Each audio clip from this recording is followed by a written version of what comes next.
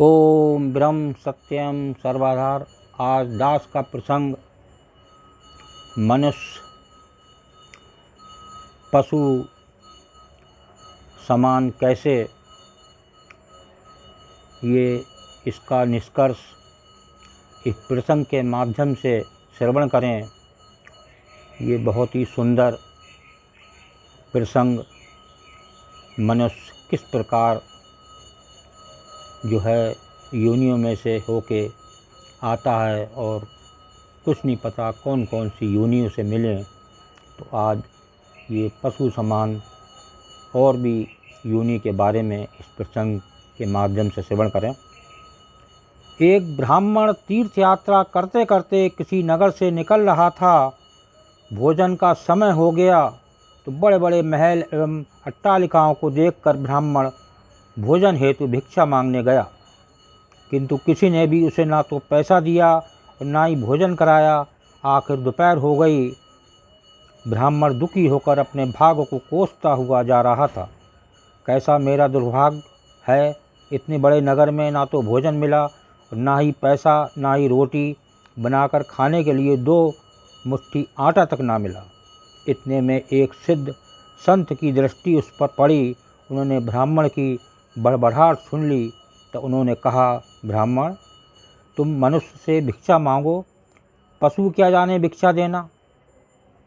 ब्राह्मण दंग रह गया और कहने लगा, हे महात्मन, आप क्या कह रहे हैं? बड़ी बड़ी अट्टालिकाओं में रहने वाले मनुष्यों से ही मैंने भिक्षा मांगी। तो संत क्या कहते हैं, नहीं ब्राह्मण, मनुष्य शरीर में दिखने वाले वे लोग भीतर से मनुष्य नहीं हैं। अभी भी वे पिछले जन्म के अंतर्गत ही जी रहे हैं। कोई शेर की योनि से आया है तो कोई कुत्ते की योनि से आया है, कोई हिरण की योनि से आया है तो कोई गाय या भैंस की योनि से आया है तो कोई पक्षी की योनि से। उनकी आकृति मानव शरीर जैसी जरूर है, किंतु अभी तक उनमें मनुष्यत्व निखरा नहीं है। और मनुष्य योनि में जब तक मनुष्यत्व नहीं निखरता तब तक दूसरे मनुष्य की पीड़ा का पता नहीं चलता। दूसरे मनुष्य में भी परमात्मा का अंश ही है, ये ज्ञान नहीं होता। तुमने मनुष्यों से नहीं पशुओं से भिक्षा मांगी है। ब्राह्मण के मुख पर असहमत के भाव थे। सिद्ध पुरुष तो दूरदृष्टि के धनी होते हैं। उन्होंने कहा, देखो ब्राह्मण देव, तुम्हें ये दिव्य अर्घ देता हूँ। इस अर्घ की एक बूंद आँख में डालकर पूरा दिन में अगर कोई भी मनुष्य दिखे उससे ही भिक्षा मांगो, फिर देखना क्या होता है। देखिए आगे श्रवण करें। ब्राह्मण जहाँ पहले गया था वहीं पुनः गया। योग सिद्ध वाला वो अर्घ आँख में डालकर गौर से देखा। ओहो, वाकई कोई कुत्ता है, कोई बिल्ली है तो कोई गीदड़ भालू वगैरह है। आकृति तो मनुष्य की है लेकिन संस्कार पशुओं के हैं। मनुष्य होने पर भी मनुष्यत्व के संस्कार नहीं है। घूमते घूमते वो ब्राह्मण थोड़ा सा आगे गया तो देखा एक मोची जूते सिल रहा है। ब्राह्मण ने उसे गौर से देखा तो उसमें मनुष्यत्व का निखार पाया। ब्राह्मण ने उसके पास जाकर कहा, भाई तेरा काम तो बहुत हल्का है और मैं हूँ ब्राह्मण, दैनिक एवं सामाजिक कर्म कांड को नियम पूर्वक पालन करता हूँ। मुझे बड़ी भूख लगी है लेकिन तेरे हाथ का नहीं खाऊंगा। फिर भी मैं तुझसे कुछ धनराशि मांगता हूँ क्योंकि मुझे तुझ में मनुष्यत्व दिखा है। उस मोची की आंखों से टप टप आंसू बरसने लगे। वो बोला, हे प्रभु, आप भूखे हैं, इतनी देर से आप कहाँ थे?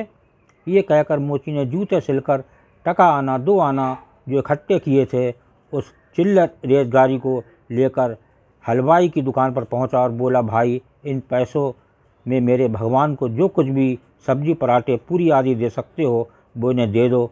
ब्राह्मण देव, आप भोजन करें, मैं अभी आता हूँ। ये कहकर मोची भागा।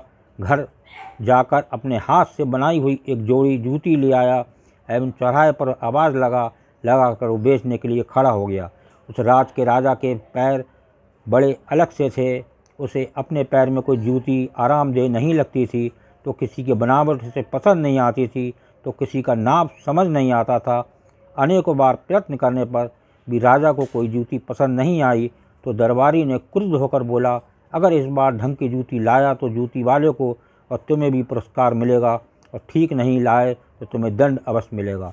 देव योग से उसी दरबारी की दृष्टि उस मोची के रूप में खड़े असली मानव पर पड़ गई, जिसमें मानवता जागृत थी, जिसकी आंखों में कुछ प्रेम के भाव थे, चित्त में दया करुणा थी।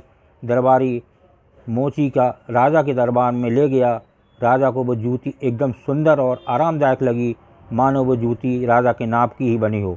राजा ने कहा, इस जूती को पहनकर मैं बहुत अच्छा अनुभव कर रहा हूँ। किसने बनाई ये जूती? दरबारी बोला, महाराज इस मोची ने। राजा ने कहा, जूती के तो 5 ही रुपये होते हैं, किंतु ये इतनी सुंदर और आरामदेह है कि एक जूती के 500 रुपये भी कम हैं।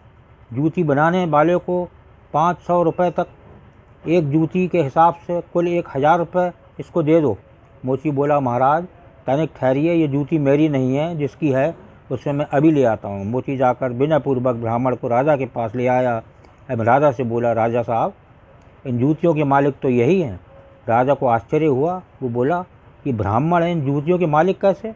राजा ने ब्राह्मण से पूछा तो ब्राह्मण ने कहा, मैं तो ब्राह्मण हूँ, तीर्थ यात्रा करने निकला हूँ। फिर मोची से पूछा, जूती तो तुम बनाते हो, तो ये ब्राह्मण मालिक कैसे हुआ? मोची ने कहा, राजन मैंने मन में ही संकल्प कर लिया था कि जूती की जो रकम आएगी वो इन ब्राह्मण देव की होगी, तो मैं इन रुपयों को कैसे ले सकता हूँ, इसलिए मैं इन्हें ले आया हूँ। ना जाने किसी जन्म में मैंने दान करने का संकल्प किया होगा और मुकर गया होऊंगा, तभी तो इस जन्म में ये मोची का कार मिला है। अब मैं यदि मुकर जाऊँ तो न जाने मेरी कैसी दुर्गति हो।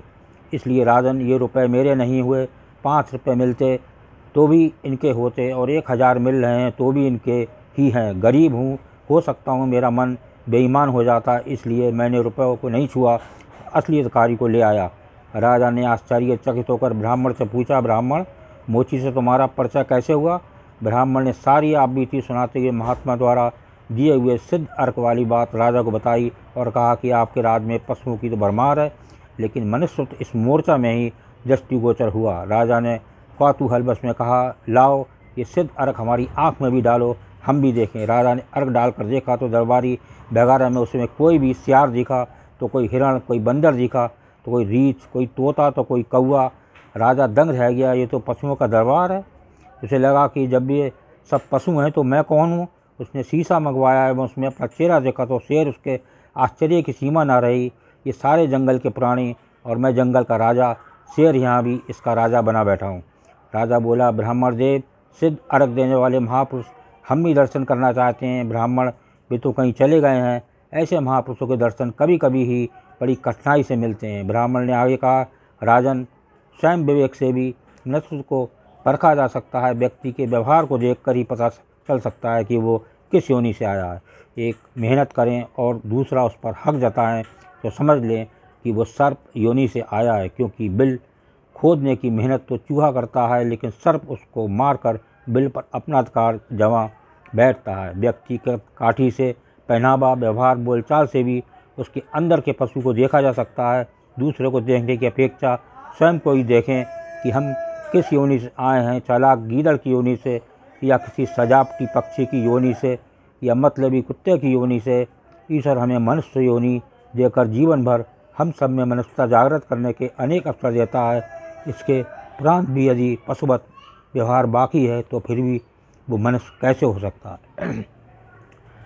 देखिए, प्रसंग से आपने श्रवण किया कि मनुष्य किस प्रकार पशु जैसे घूम रहे हैं, तो आज ऐसी पशु जीवन को त्यागें और एक प्रभु की शरण में लगें और अपने को एक जो है एक सत्पुरुष जैसा अपना जीवन व्यतीत करें, तो जरूर प्रभु अपने शरणों में लेंगे। ओम ब्रह्म सत्यम सर्वदा दास का। अगर ये चैनल अच्छा लगा हो तो इसे सब्सक्राइब करें, बेल प्रेस करें, लाइक करें, शेयर करें, ताकि आगे आने वाला वीडियो सर्वप्रथम यूट्यूब में मिले। ब्रह्म सत्यम सर्वदा।